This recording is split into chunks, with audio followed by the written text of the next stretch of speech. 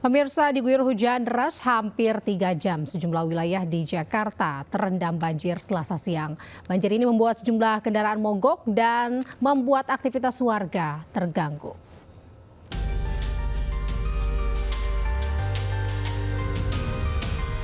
Diguyur hujan hampir 3 jam, ruas jalan raya Duri Kosambi, Cengkareng, Jakarta Barat terendam banjir. Tidak hanya membuat angkutan umum mogok karena nekat menerobos banjir, air setinggi 30 cm ini menyebabkan sejumlah pengendara sepeda motor yang takut mogok terpaksa menggunakan trotoar. Selain disebabkan hujan deras, jalan raya ini kerap dilanda banjir karena buruknya sistem drainase. Sementara sejumlah petugas Satpol PP Jakarta Barat diterjunkan untuk mengatur arus lalu lintas. Banjir juga merendam permukiman warga di Jalan Pondok Karya, Mampang Perapatan, Jakarta Selatan. Banjir setinggi 40 hingga 60 cm membuat aktivitas warga terganggu. Petugas menyebut banjir akibat hujan deras dan meluapnya air dari Kali Mampang. Banjir setinggi 30 cm juga merendam Jalan Ciledug Raya, Cipulir, Jakarta Selatan, Selasa siang. Akibatnya, arus lalu lintas dari arah Kebayoran Lama menuju Cipulir terpantau padat merayap. Sejumlah pengendara yang nekat menerobos genangan air mengalami mati mesin atau mogok. Dari Jakarta, tim liputan iNews melaporkan. Sementara itu dilanda hujan lebih dari 3 jam, terowongan Halim di Jalan Raya DI Panjaitan, Jakarta Timur banjir. Ketinggian air yang mencapai 60 cm mengakibatkan kemacetan. Para pengemudi roda 4 dan roda 2 yang melintasi jalan tersebut harus mengurangi kecepatan. Sementara pengendara roda 2 yang nekat menerobos banjir harus mengalami mati mesin.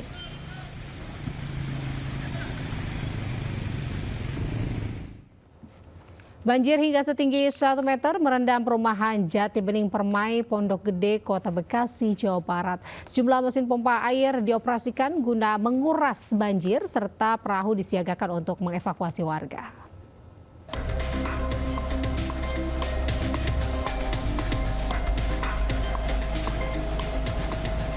Banjir merendam perumahan Jati Bening Permai, Pondok Gede, Bekasi dengan ketinggian 1 meter pada Selasa sore. Banjir turut merendam sekolahan dan masjid di dalam perumahan. Banjir tersebut diakibatkan hujan deras disertai kiriman air dari kampung yang posisinya berada di atas dan luapan dari Kali Jakung. Meski banjir tinggi, warga masih bertahan di rumah masing-masing yang mayoritas berlantai 2. Di pemukiman itu ada masuk dong air ke dalam rumah, termasuk mobil yang kerendam. Iya. Segala yang hitam depan tuh ada kan. Bang, ini kan juga ada masjid sama sekolah ya, kerendam juga? Sama aja, kerendam. Tapi tadi ada proses belajar mengajar anak-anak? Udah kelar. Untuk menguras debit air agar cepat surut, mesin pompa perumahan dan mesin bantuan dari BMSDA dioperasikan. Perumahan Jati Bening Permai salah satu perumahan yang kerap dilanda banjir di saat hujan turun deras. Warga berharap ada solusi agar perumahannya bisa bebas banjir di setiap hujan deras turun.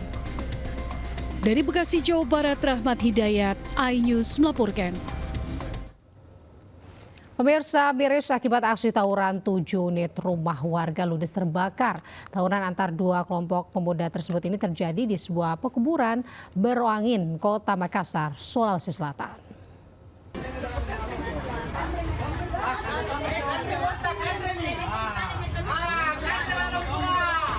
Kebakaran hebat terjadi di perkampungan wilayah pekuburan Beroangin di Jalan Panampu, Kecamatan Talo, Kota Makassar, Sulawesi Selatan, Selasa sore.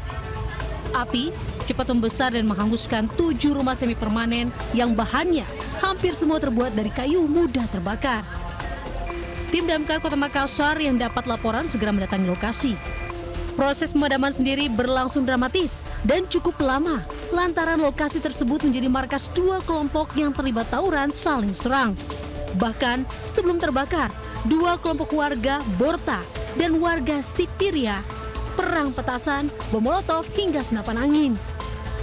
Diduga penyebab kebakaran akibat disengaja oleh kelompok tertentu lantaran ditemukan jerigen berisi BBM di rumah salah satu warga.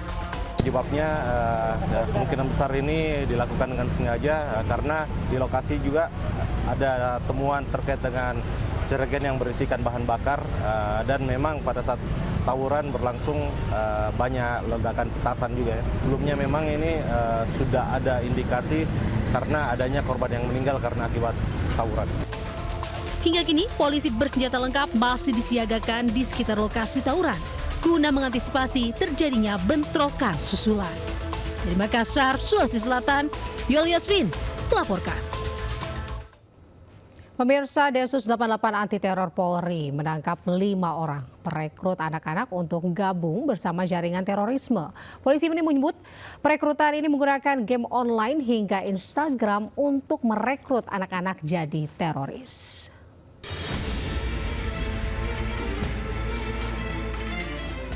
Data Semen Khusus Densus 88 Anti Teror Polri mengungkapkan kasus perekrutan anak-anak ke dalam kelompok terorisme. Sebanyak 5 orang berhasil ditangkap Densus 88 dan 1 diantaranya merupakan residivis. 5 tersangka ditangkap lewat 3 kali pengungkapan sejak akhir 2024 hingga November 2025. Dari hasil penyelidikan dan penyidikan, tahun ini benar bahwa telah ditemukan 3 perkara, yaitu perkara utama secara terpisah yang menggunakan modus rekrutmen anak dan pelajar dengan memanfaatkan ruang digital, termasuk diantaranya media sosial, game online, aplikasi perpesan instan, dan situs-situs tertutup. Sementara itu, terdapat lebih dari 110 anak dan pelajar teridentifikasi perekrutan oleh para tersangka. Dari Jakarta, Danandaya Arya Putra, iNews melaporkan. Pemirsa, 4 pertandingan tersaji dalam Liga Futsal Profesional 2025-2026 di gelanggang olahraga Nambo, Tangerang, Banten. Dalam pekan ke-6 ini, tim menampilkan permainan terbaiknya agar bisa meraih 3 poin.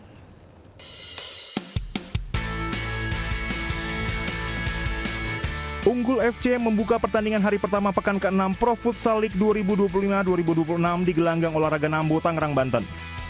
Dengan performa impresif dan tampil dominan sejak laga awal, Unggul FC berhasil menaklukkan Asan FC dengan skor telak 10-1. Di pertandingan kedua mempertemukan laga sengit antara Black Steel FC melawan Cosmo JNE FC. Kedua tim ini bermain saling jual beli serangan sepanjang laga demi meraih poin sempurna. Hasilnya, Black Steel FC mampu menyudahi pertandingan dengan kemenangan tipis 2-1. Kemenangan manis diraih tim Favage Banua FC atas Halus FC di pertandingan ketiga pekan ke-6.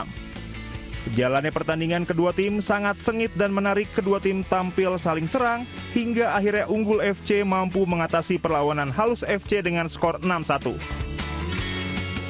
Di pertandingan keempat, tim Kuda Laut Nusantara FC hanya mampu bermain imbang melawan Moncong Bulo FC. Pertandingan seru terjadi pada laga ini. Kuda Laut Nusantara FC terus melancarkan serangan, namun pertahanan solid dari Moncong Bulo FC mampu memberikan perlawanan. Hingga akhirnya skor imbang 3-3 menyudahi pertandingan ini. Tim Liputan iNews melaporkan.